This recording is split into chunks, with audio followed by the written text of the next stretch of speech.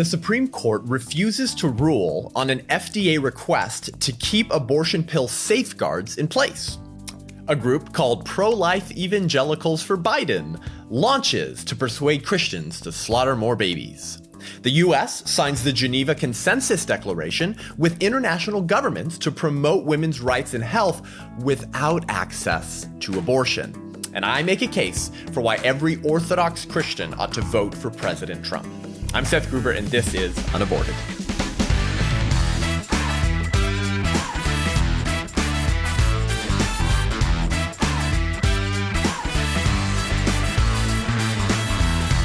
Welcome back to the show, guys. Thanks so much for tuning in. It's great to be back in studio. I haven't been with you for a little while. Recent episodes, of course, being live speaking gigs that I've been doing on the road, as well as our incredible episode from last week called How Then Shall We Vote? Life and Death on the Ballot. And that was with John Stonestreet from Chuck Colson's Center for Worldview, Paul Isaacs from My Faith Votes, and Scott Klusendorf and Janique Stewart from our organization, Life Training Institute. So check out that episode. We believe that it can make an electoral impact for life and for the lives of our preborn children. So share that with those in your life, especially this new breed of Christian progressives who say they're pro-life, who pay lip service to the pro-life movement and to the value of unborn children, but refuse to act politically to protect these children created in the image of God and whom it is legal to kill through all 9 months of pregnancy. So really good to be back in the studio with you. Listen, we have a lot of new listeners to this podcast and show, which is really encouraging because we want you to be equipped to confidently engage the culture on behalf of those who cannot engage, speak up, or defend themselves, our preborn neighbors. So share this episode very widely and broadly as we lead into the election, and give us a rating and review. Let us know what you think. It really, really helps us reach more people. And we want this podcast, right, to show up on these platforms because of your help in putting it go up the ratings. So people who disagree with us and people in the middle will begin listening to these pro-life ideas articulated in a way that is persuasive. So the Supreme Court recently refused to protect women's health. And we continue to see this irony, don't we, within the abortion debate of people who say that they're pro-choice because they care about the health and lives of women, but then refuse to support policies and laws that aren't aimed at decreasing abortion. Rather, they're just aimed at protecting the health of the very women that these people say they serve, say that they care about. And of course, this gives away the game, doesn't it? It shows that the pro-choice movement is actually not concerned with protecting the health of women. In fact, they're willing and eager often to compromise and risk harming the lives of these women and their health in order to maintain what? Abortion access. Anything that might curb women's access to abortion and therefore the ability of the abortion industry to turn massive profits on abortions, they will gladly attack, even if it compromises the health of women. And so we're seeing this once again. And the Supreme Court has become just so important right now, more important than maybe since Planned Parenthood v. Casey, which unfortunately went the wrong way and was a big setback for the pro-life movement. So Live Action News reports on October 9th that the Supreme Court refused to rule on this ruling from a U.S. court judge, that was from a lawsuit from abortion rights groups. And this district court judge said that the FDA must be prevented from upholding their safety regulations. What are these safety regulations? Well, we've covered this before, but if you're a new listener to the show, the FDA has safety regulations called REMS, Risk Evaluation and Mitigation Strategy. And these safety regulations are put in place on the sale of the abortion pill, okay? The medication abortion, right? If you don't know, listen to past episodes, but it's a 2-regimen pill, mifepristone and misoprostol. The first pill blocks the hormone progesterone, which is necessary to maintain the lining of the uterus. Without progesterone, the lining of the uterus breaks down, nutrients is cut off to the child starves to death. Then you take misoprostol a couple days later, and that forces your uterus to have contractions, and you basically dump your child into the toilet, and the abortion pill is taken through 10 weeks. That's the abortion pill, okay? Well, when Bill Clinton became president, within his first week, he brought the abortion pill to the US market. Since then, or shortly after, the FDA had these safety regulations in place. These safety regulations, in part, required an in-person evaluation, with a physician before getting the abortion pill. Why are these in-person evaluations important as a part of the FDA safety regulations? Because the physician performs an ultrasound. They perform an ultrasound on a woman who is pregnant before they give her the abortion pill in order to do two things: to rule out ectopic pregnancies and to diagnose the gestational age of the pregnancy, the baby. They perform this ultrasound to rule out ectopic pregnancies because if the baby implants in the fallopian tube and that pregnancy continues, mom can die because the fallopian tube will burst. If you take the abortion pill while you have an ectopic pregnancy, you could also be risking your own life. The mom can die from that. But how can the FDA and abortion rights groups know that the woman has an ectopic pregnancy if they remove the safety regulations that would require her to come in and get an ultrasound to rule out ectopic pregnancies or to diagnose it? Of course, the abortion rights movement has no answer to this question because they don't care about the health of women. The second reason for that ultrasound in the in-person evaluation is to diagnose the gestational age of the pregnancy, of the baby. Because I talk to pro-life OBGYNs all the time. We had one on the show recently, Dr. Brent Bowles in Nashville. And we're frequently told that women misdiagnose the age of their pregnancy between anywhere to 2 to 6 weeks. That's fairly common. So if a woman thinks she's if she thinks she's 8 or 9 weeks pregnant, but she's really 13 or 14, and she takes the abortion pill, that can lead to incomplete abortions because she's taking the abortion pill past the age of the pregnancy that she's supposed to. And incomplete abortions can lead to infection for the mother and sometimes death if left unaddressed. Okay, so do you see the safety reasons for why these safety precautions are in place? But according to Live Action News, this summer, U.S. District Judge Theodore Huang issued an injunction against an FDA safety requirement, which mandated that women obtain the first pill of the abortion pill regimen in a provider's facility, right? What we just said. The Trump administration quickly petitioned the Supreme Court to have the injunction lifted. In its ruling, the Supreme Court refused to either grant or deny the administration's request. So this is silly. This is cowardice. Of course, the Supreme Court should rule in because these regulations are not even prevented to decrease abortions. They're simply intended to protect the health of women. Huang's injunction was put into place for an open-ended period of time, so the Supreme Court ordered him to promptly consider withdrawing or amending his injunction within 40 days, based on any possible changes in circumstances ostensibly involving the pandemic. So for the time being, at least, they have a period of time where they can continue forcing the FDA to not enforce their safety regulations. This will lead to more dead children and more harmed women. And this is important, right? This is so important because this is the new horizon of the abortion industry. Make no mistake. The abortion industry understands that there is a massive financial incentive to push the abortion pill because the abortion pill is taken in the first trimester, right? Almost through the whole first trimester. The first trimester would be 12 weeks and the abortion pill is taken through 10 weeks. And we know, according to the Guttmacher Institute, Planned Parenthood Statistical Research Branch, over 90% of abortions are performed in the first trimester. Whoa. So there's a lot of money to be made in killing babies in the first trimester. The abortion pill is increasingly being used in the first trimester. According to Guttmacher Institute, in 2017, 39% of abortions were medication abortions. The abortion pill. Do you see? This is their push right now.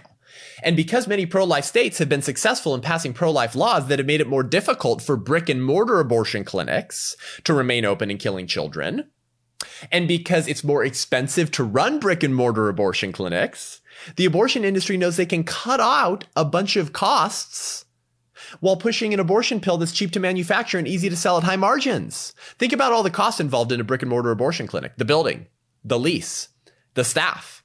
Many states don't have very many abortionists, so sometimes they fly 1 or 2 abortionists all around the state to kill babies all month long. Well, the abortion pill doesn't require an abortionist, right? Think about the third-party vendors you have to pay to come in with hazardous waste containers to dump the limbs of children that you aborted and to ship them away. There's all these costs involved with running an abortion clinic. With the abortion pill, all that's gone. You see? They can just push the abortion pill, and now they're pushing for telemedicine abortions to ship it straight to women's mailboxes because they can do it because this district judge is not requiring the FDA, is actually telling the FDA they can't endorse or require their safety regulations, which tell women to come in for an in-person evaluation first, okay? Massive profit potential for the abortion industry to do this. And just like the left is using these shutdowns and COVID-19 for a political power grab, the abortion industry is doing the same thing for a financial and abortion power grab. Make no mistake, when these shutdowns lift and COVID is not this public health crisis that they're saying it is, the abortion industry is not going to settle or be happy with the FDA reinstituting their safety regulations. They're going to argue that this is the new normal. Women need this. They're going to argue, as they have already, that it's an undue burden to require women to what? To go to an in-person evaluation with one physician to get in it to make sure that she doesn't have an ectopic pregnancy or that her baby's not older than 10 weeks. They say that that's an undue burden. So therefore, we should harm women's health and lives by sending abortion pills directly to their mailbox. And they're going to continue pushing for the right to do that with telemedicine abortions, even after the FDA tries to reinstate their safety regulations. And this is, of course, strikes right to the heart of the importance of the Supreme Court right now and confirming Amy Coney Barrett, right? And then getting another Supreme Court justice in Trump's hopefully second term that will be conservative or that will recognize the only job of judges to interpret the Constitution, not to read their political philosophy into our founding documents in order to legislate from the bench and remove the democratic will of a free people. That's what we need. And that's why it's so important. We must fight the culture wars. We must fight the policy wars. That's very important for the posterity of our country. But we must also engage in the judicial war to get the judges who hold a belief in their only job description onto the court, who will protect the life, liberty, and property of American citizens. And of course, that must include our preborn neighbors. So big bummer that the Supreme Court is refusing to rule on this politically incentivized attempt to remove all safety regulations for women seeking the abortion pill so that the abortion industry can triple their profits in sending the abortion pill all around the country, getting women to abort their children in the first trimester when they don't have to come into brick and mortar abortion clinics. Okay, so next we're going to talk about this new group. They're called Fiscal Conservatives for Karl Marx. I'm sorry. They're called Pro-Life Evangelicals for Biden. I'm sorry, Freudian slip. The Pro-Life Evangelicals for Biden is a new group that says that they're Christians, they love Jesus, they believe in the dignity of unborn children, but we should vote to kill more unborn children by voting for the most radical pro-abortion political ticket in American history, Kamala Harris and Joe Biden. So here is their website page, Pro-Life Evangelicals for Biden. We're going to read you some of the names of these people, and then we're going to go through their verbiage, okay, their language, how they defend their indefensible position that Christians who believe that babies are valuable in the womb ought to vote for the party whose platform includes targeting and expanding the slaughter and profiting off of the slaughter of those preborn children in the womb. Very interesting. So here it says, join the movement. Join Richard Mao, President Emeritus of Fuller Seminary, John Huffman, Board Chair Emeritus Christianity Today. I apologize if I'm mispronouncing that. Jerusha Duford, Billy Graham's granddaughter. Oh, wonderful. Ron Snyder, President Emeritus Evangelicals for Social Action.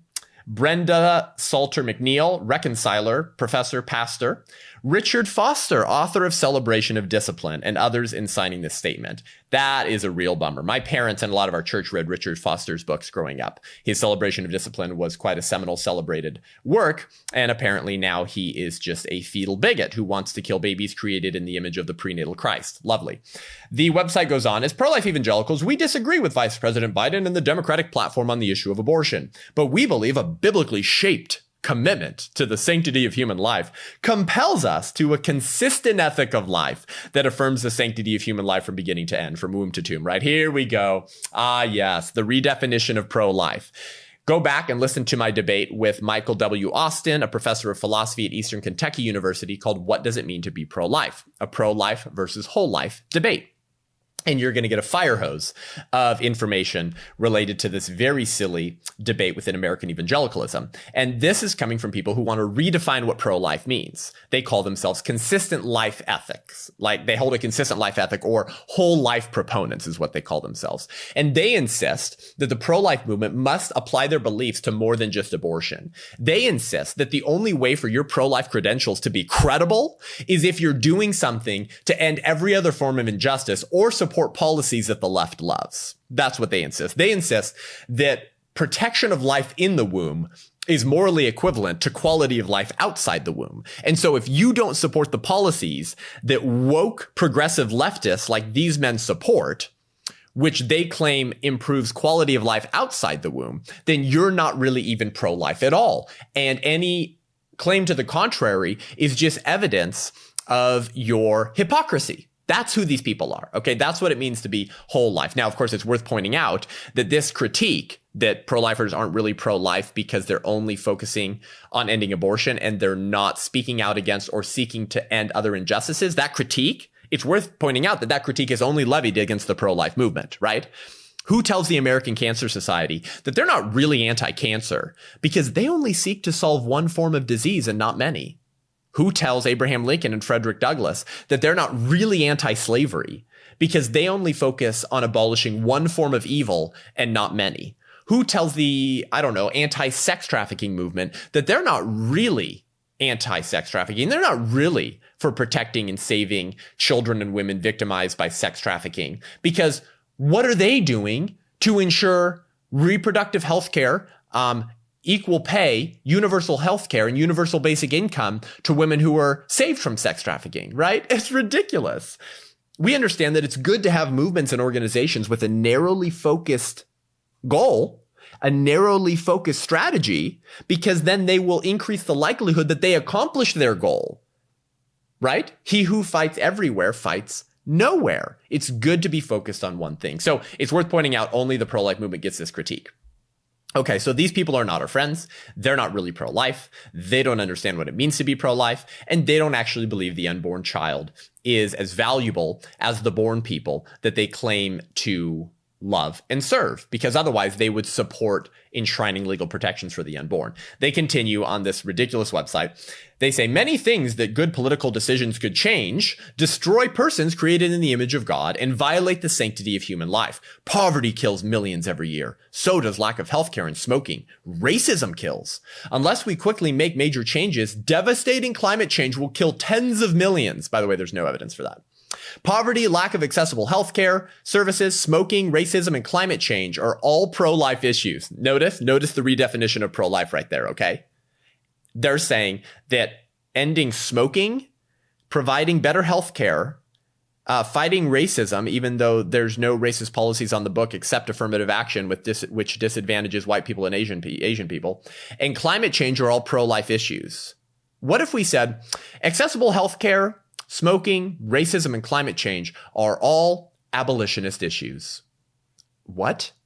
That would be stupid to say, because we understand the abolitionist movement was built around ending slavery, and it was a good thing that they just focused on that. So notice the redefinition of pro-life. They continue and says, as the National Association of Evangelicals official public policy document insists, faithful evangelical civic engagement and witness must champion a biblically balanced agenda. Therefore, we oppose one-issue political thinking because it lacks biblical balance. Do you really think these people would say that they oppose one-issue political thinking on slavery in the 1850s? No, nobody thinks that, do they?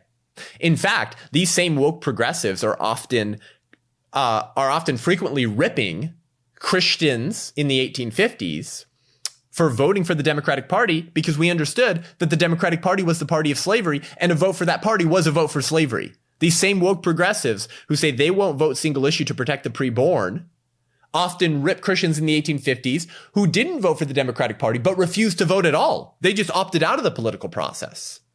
And people like these people and other people like Tim Keller will tell those Christians that they were complicit in supporting the social status quo, which was slavery. They'll say that to not be political is to be political, because there's no such thing as moral neutrality on the question of slavery. If you weren't using your political voice to end slavery, you were aiding and abetting the institution itself and those who were profiting off of the enslavement of black human beings.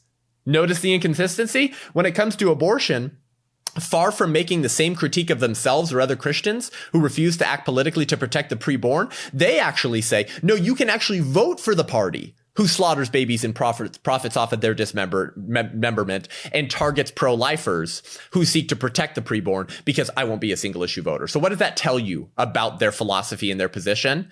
That any lip service they pay to the pro-life movement or unborn children is BS. They do not believe these children are equally valuable to all other forms of born life, and they do not believe these children deserve legal protections. These Christians who say that they believe in the image of God and in human dignity, right?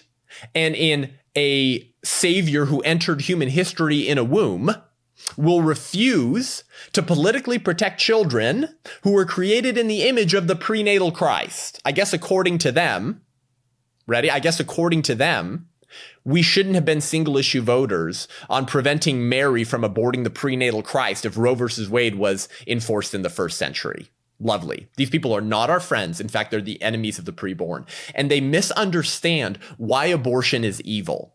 Okay? You see how they conflate abortion with poverty, healthcare, smoking, racism? Do you see them conflating these issues? Actually, far from conflating them, they're actually elevating these other issues above abortion, right?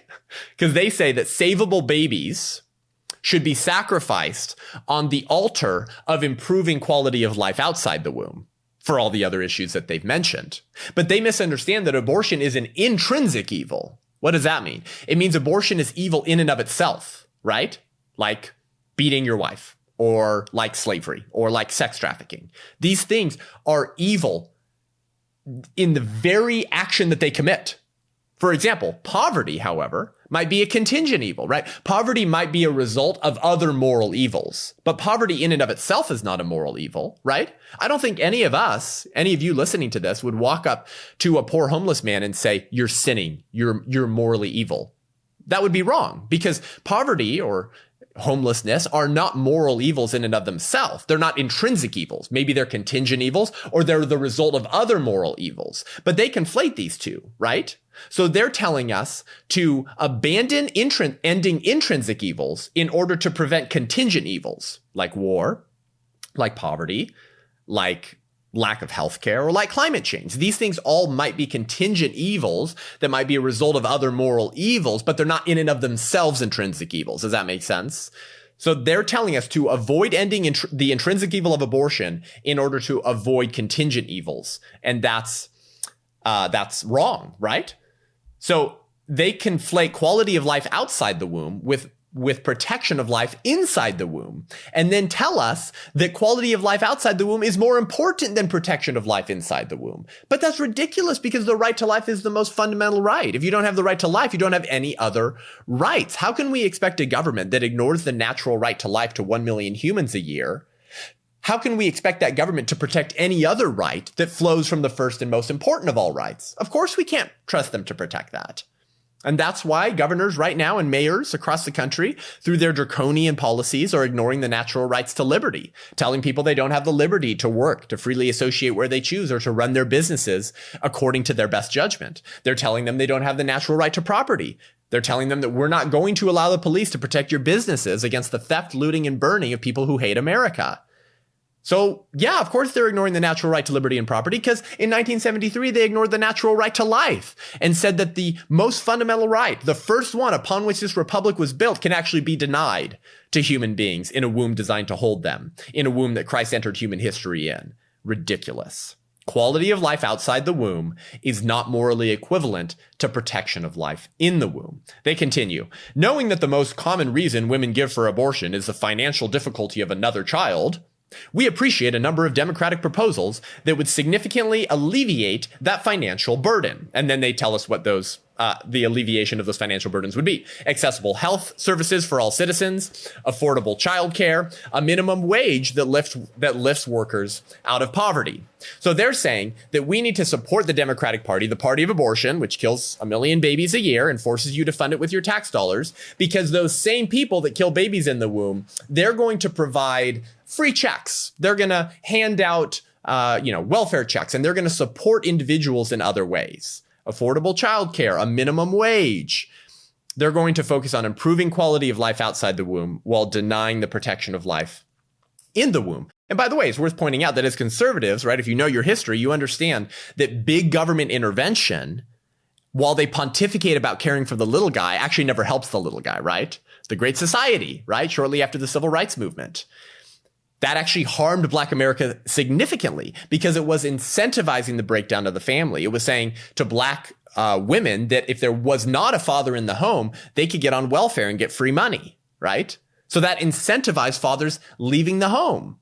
So while Black families had roughly an 84% marriage rate where they were raising children, mothered and fathered by their biological parents went from 85% to under 27% in the 90s, because the government stepped in, pretended to care about the little guy, improved quality of life outside the womb, and actually harmed it. So usually government intervention in pretending to improve quality of life outside the womb never helps those that it claims to help in the first place. So no, these Democrat proposals would not significantly alleviate those financial burdens. It would just incentivize people not working or relying on the government teat. But look at how they treat the value of unborn children. They're willing to pitch those children in the trash and vote for their dismemberment in order to provide a greater minimum wage. Anyone that says that children should be sacrificed on the altar of money are not leaders that we should be following. And if they're pastors or Christian leaders, they ought to step down from any position of influence. So this article goes on from Pro-Life Evangelicals For Biden, and they say, for these reasons, we believe that on balance, Joe Biden's policies are more consistent with the biblically shaped ethic of life than those of Donald Trump. Therefore, even as we continue to urge different policies on abortion, we urge evangelicals to elect Joe Biden as president. Okay, listen, you can't tell your neighbor you love them while also telling them it should be legal to kill them. Imagine for a second if pro-life evangelicals for Biden were really Christian abolitionists for Stephen Douglas, who ran against Abraham Lincoln and wanted to give each state the right to determine whether they would purchase black human beings and treat them like cattle or not. How ridiculous would that be? Christian abolitionists for Stephen Douglas, right? Fiscal conservatives for Karl Marx, pro-life evangelicals for Joe Biden. Ridiculous. These people are not our friends. They're not the friends of the unborn, and they're not pro-life. Anything they say to the contrary is only said in order to get you to respect them and achieve political accolades so that they can claim that they have a consistent life ethic, while they demand that unborn children should not be protected in our laws. Imagine saying in the 1850s, as a Christian, that you were opposed to racism, you were opposed to slavery, you were opposed to lynching, you didn't like those things. Imagine saying, I love my black brothers and sisters, but I don't think we should vote to make lynchings illegal. You see, because the Democratic Party, the party of slavery in 1850, they do a really good job of providing social welfare programs for poor white people who don't own plantations and aren't rich enough to enslave black human beings. See, we're voting for the Democratic Party because even though they say that lynchings are legal, and believe me, I really love my black brothers and sisters, the Democratic Party is going to do a better job at providing a minimum wage for poor middle-class white families who live in cities where they don't have access to good health care and schools for their children. Anyone who said that would be a morally bankrupt, evil person who should be immediately disregarded by the church and the institution predisposed to protect children because we believe they're created in the image of God. So notice their selective treatment of the single issue voting critique that they would never apply on the issue of abortion. So these are the pro-life evangelicals for Biden. I believe they deserved a very lengthy slap across the head because this is becoming very popular and they're convincing a lot of people to adopt this ridiculous premise. And it's going to lead to apathy and it's going to lead to more slaughtered children as the church abandons their the second most important commandment to love our neighbor and votes to kill our neighbor and fund it with our tax dollars. So you can utterly discount pro-life evangelicals for Biden and simply ask your friends who support this type of position if they would say the same thing about fiscal conservatives for Karl Marx or Christian abolitionists for Stephen Douglas. Okay, next we're going to get to the U.S. signing the Geneva Consensus Declaration, and then I'm going to give you a Christian case for voting for Trump. But first, if you like this show and want to hear more great content and commentary from the front lines of the abortion wars, then consider becoming a patron of the show by going to patreon.com/unaborted. We have 9 tiers on there, and each of those tiers gives you different perks, just fun incentives for you as a thank you for supporting the show, and gives you more pro-life content, more access to me through live video chats, through a video chat small group. You get a request a certain video that you want me to do a pro-life response to. You get into our exclusive Facebook group called We Are All Unaborted, and lots more. So That's going to help us expand the reach of the show. I'm also going to be launching a series of pro-life videos soon. Very short, 4 minutes, very punchy, very viral friendly, responding to a whole host of arguments for abortion. And we're going to try to get those to go viral on Facebook and YouTube. And your support helps us afford the costs associated with creating that content. So go to patreon.com/unaborted. Consider becoming a patron of the show. And we'll be right back with a whole lot more.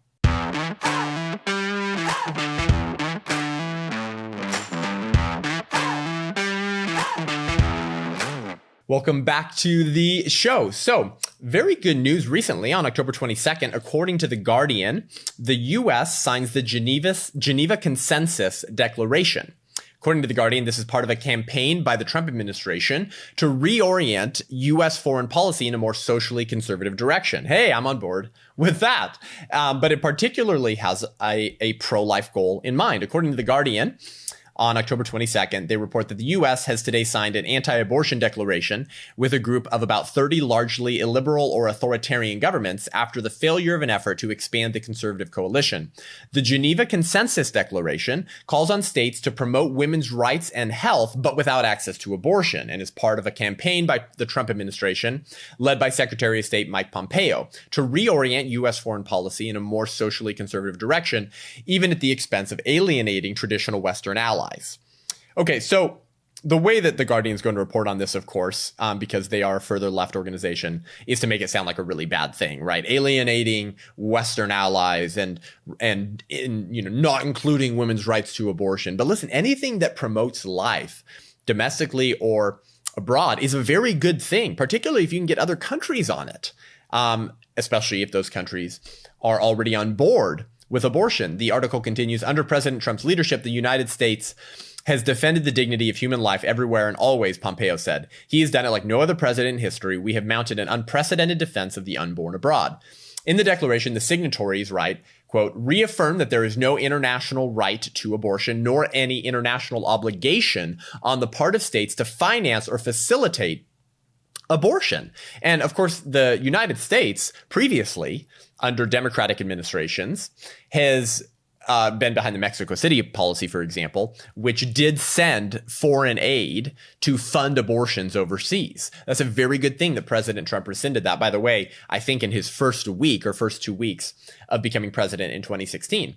So this is a very, very good thing. Anything that promotes life and gets other countries on board with decreasing abortions, protecting the unborn, and not funding abortions is going to lead to more preborn children being spared from dismemberment and being born and given the chance of life. So this is a very good thing, and it's just another example of how pro-life this administration has been and why Christians should vote to re-elect President Donald Trump to continue protecting life. Anything that restricts abortion worldwide and promotes the life and dignity of the unborn child is a win. So this is really good news. And why is that? Because the right to life is foundational to all other rights. So even though these more authoritarian countries are on board with this declaration, that's actually a good thing. Because if you don't get the right to life right, you won't get any other rights right. Right?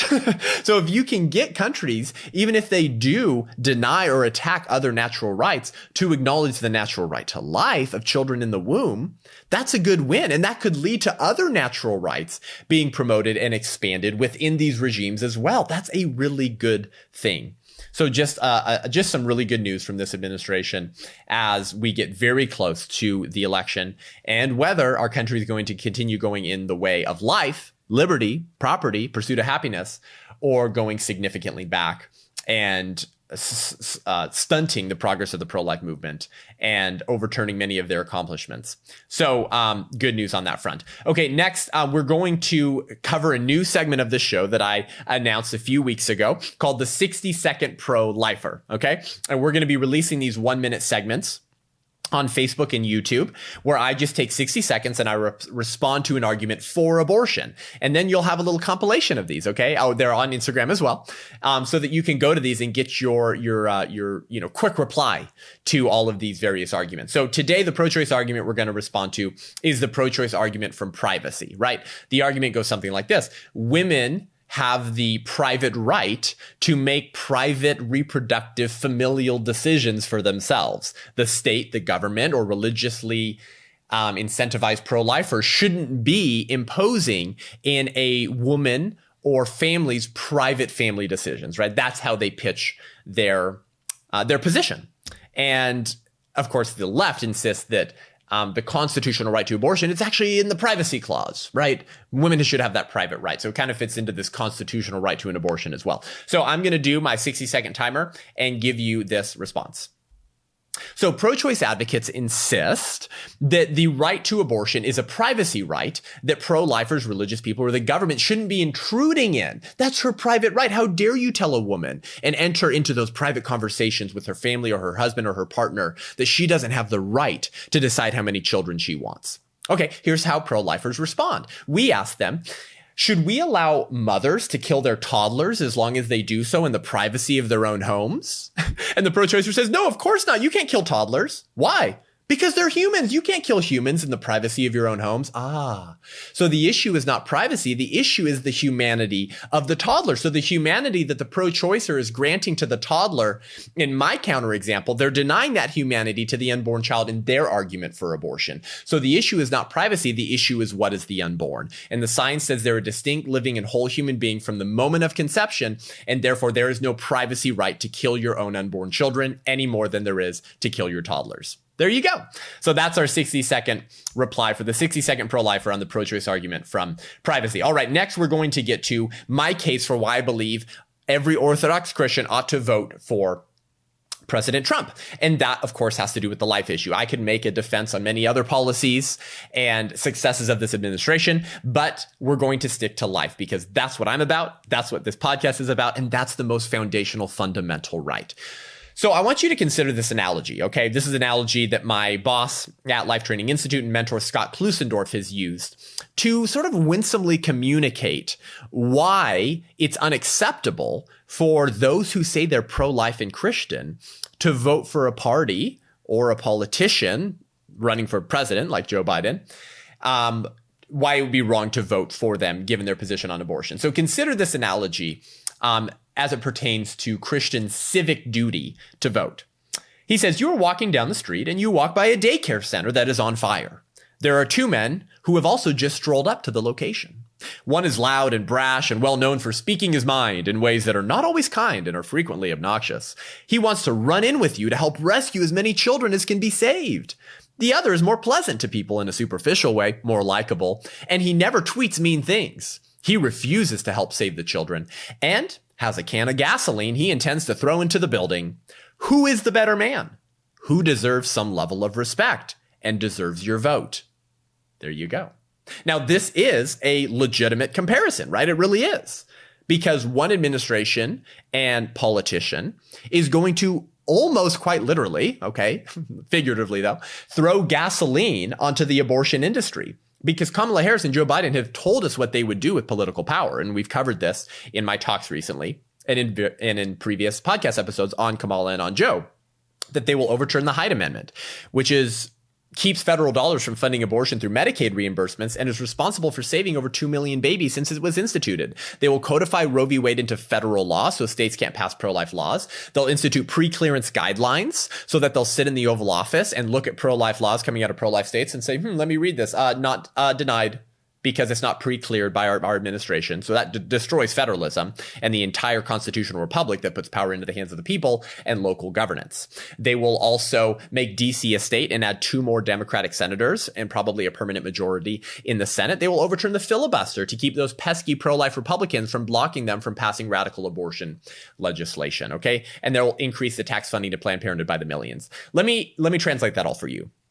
That's gasoline on the fire of the abortion industry, okay? And millions of more children will be killed and rounded up for slaughter like any other time in American history. It's not an overstatement to say that that the Kamala Harris Joe Biden political ticket is to the unborn child what Hitler was to the Jews, and they will be killed like no other time in American history. So I think this is really a legitimate comparison. And those who say otherwise simply don't believe the unborn child to be fully human, right? Fully persons with equal rights. Because if they did, they would support the same political solutions to protect the unborn as they would to protect children in a burning daycare location. Or imagine if this more pleasant person who's about to throw gasoline on the fire of the burning daycare actually is promising to also legalize burning down daycares. Obviously, that would be unacceptable. So these people are not possessed, as Hadley Ark says, of a lively sense that there are real human beings getting killed in these surgeries. The better man would obviously be the person who's brash, loud, and tweets mean things, but is ready to run into the daycare to rescue children. And politically speaking, that is President Trump, because he's the most pro-life president in American history, more policies to protect the unborn than any other president in American history, even more so than Reagan, and certainly more so than George W. Bush, who regularly fell far short of what he should have been doing for the preborn. So the question becomes, how would or should Christians have voted in the 1850s during slavery? Again, I'm speaking to the Christian, okay? The Christian voter, the person who says they don't like abortion, that they're personally pro-life, but are refusing to protect the preborn in our laws or to vote to protect them. And these people would, of course, insist that we should put aside our dislike of any Republican politicians' personalities if they were guaranteeing to protect the slave, end slavery, and re-enshrine their legal protections. Why should it be any different with abortion? Of course, it shouldn't be.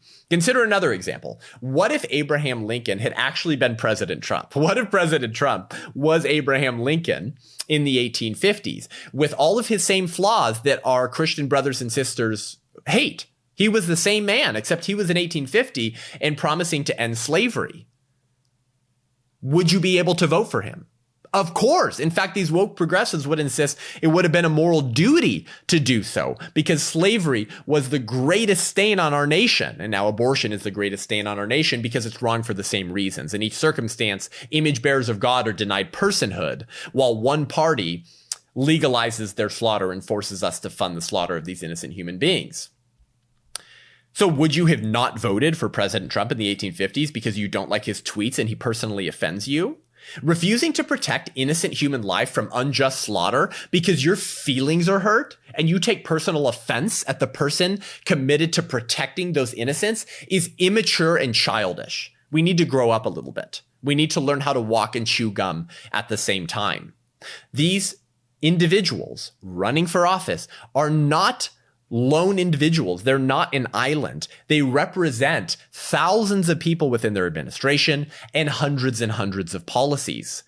We need to begin recognizing what we're voting for and what we're voting against. We're not voting for Jesus. As Jack Hibbs says, Jesus Christ isn't going to fly in on Air Force One.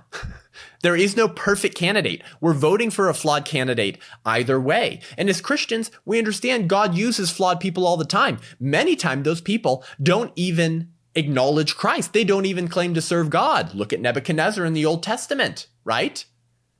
Now, he pivoted, luckily, and protect Daniel after Daniel wasn't eaten by the lions. But Nebuchadnezzar was no friend of God, but God used him. What about men of God who are deeply flawed? Samson, caught in bed twice with prostitutes, and yet he's in the Hall of Faith in Hebrews. King David, sleeping around, impregnating women, and then murdering their husbands. A man after God's own heart. So God can use anyone. So when we're choosing between politicians, we're choosing between 3,000 other people that come with that administration who will all have the same political philosophy as the presidential candidate, and all of the policies that come with that. And we know the policies that will come with the Democratic administration that will endanger and kill unborn children like no other time in American history and target pro-lifers who seek to protect them. Don't forget that right when we were voting on Hillary Clinton or President Trump, the Obama administration was trying to force pro-life pregnancy centers to advertise abortion clinics and refer women for abortions. Unreal. Attacking pro-life people. Kamala Harris, who was Attorney General in California, was trying to jail pro-life investigative journalists for exposing that Planned Parenthood was illegally selling dead baby body parts on the black market, breaking federal law, and instead she tried to jail the whistleblowers. So pro-lifers are going to be targeted. Babies will be targeted like no other time in American history. And of course, we could go into how the Democratic Party hates Christians. They want to force nuns to fund abortions or abortion-inducing drugs, or birth control pills in their healthcare plans. I mean, these people are not the friends of Christians, and they're clearly not the friends of the unborn. We need to wake up to these political realities as Christians. So what is the Christian's political duty? What is our civic duty? It's to vote to promote righteousness and restrain evil insofar as we can, given current political realities, because no party and no individual is going to be perfect.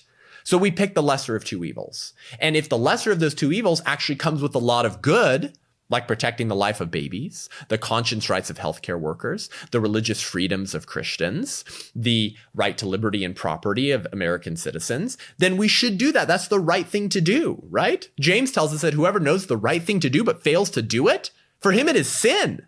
So if we have the ability within a political system that gives power to the people to use that vote to protect innocent human beings from being unjustly dismembered in their mother's wombs, we should do that. That is the right thing to do. And if we vote for the very party committed to expanding the slaughter of God's image bearers in a womb that he entered human history in, then we are in sin. This is the most unique republic in the history of the world, where we, the people, have political power. So we have a greater civic duty to use that power in such a way that protects the innocent. Greatest commands in Scripture to love God and love your neighbor as yourself. In fact, Christ says that loving others is so important to him that whatever you did for the least of these, you did for me, Christ says. And then whatever you didn't do for the least of these, you didn't do for me, right? That's how important loving others is to Christ. So if you're a quote unquote pro-life Christian, but you target the unborn for dismemberment through your vote, Christ says you're actually doing that to him.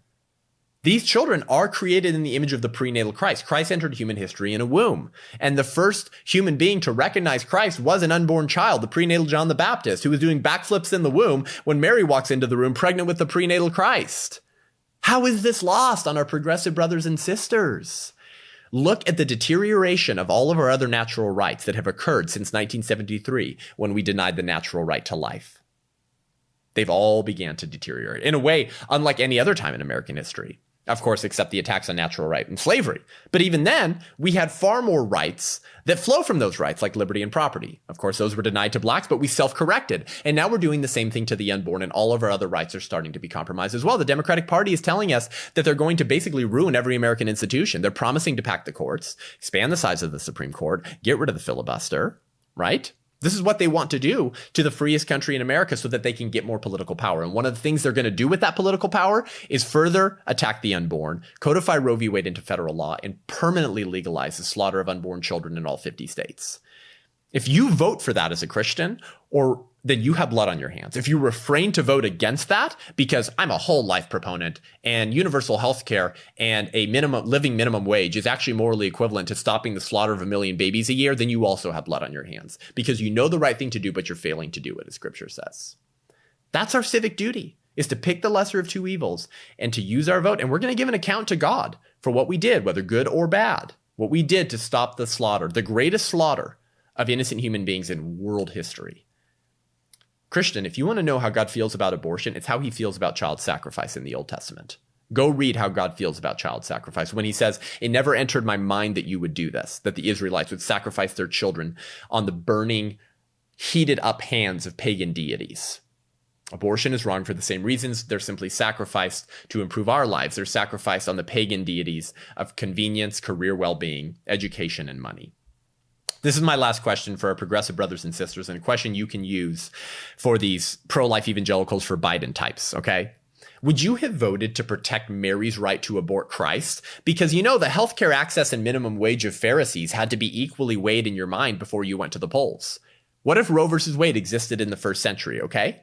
What if you were a pro-life evangelical for Biden in the first century and it was legal to kill preborn children then? Should Mary have had the fundamental right to abort the creator of the universe in her womb because you're not a single issue voter and you had to vote for the party that was promising to include better healthcare options and increase the minimum wage of Pharisees, who are very important because they're taking care of the soul care and spiritual condition of God's people? That would be deeply immoral and disgusting.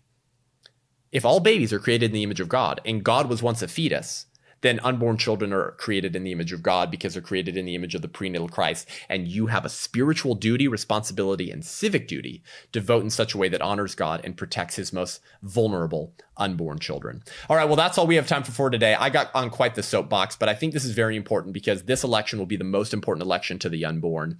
And for us, probably the most important election since the 1850s. Thanks for joining me today. Head on over to iTunes and YouTube, give the show a rating and review, and let us know what you think. It helps us reach more people. If you want to learn more and engage with me online, head on over to my website, sethgruber.com, SETHGRUB as in baby boy, ER.com, for training videos, my speaking schedule, and to sign up for my newsletter to get free pro-life training delivered to your inbox. Until next week, I'm Seth Gruber, and this is UnAborted.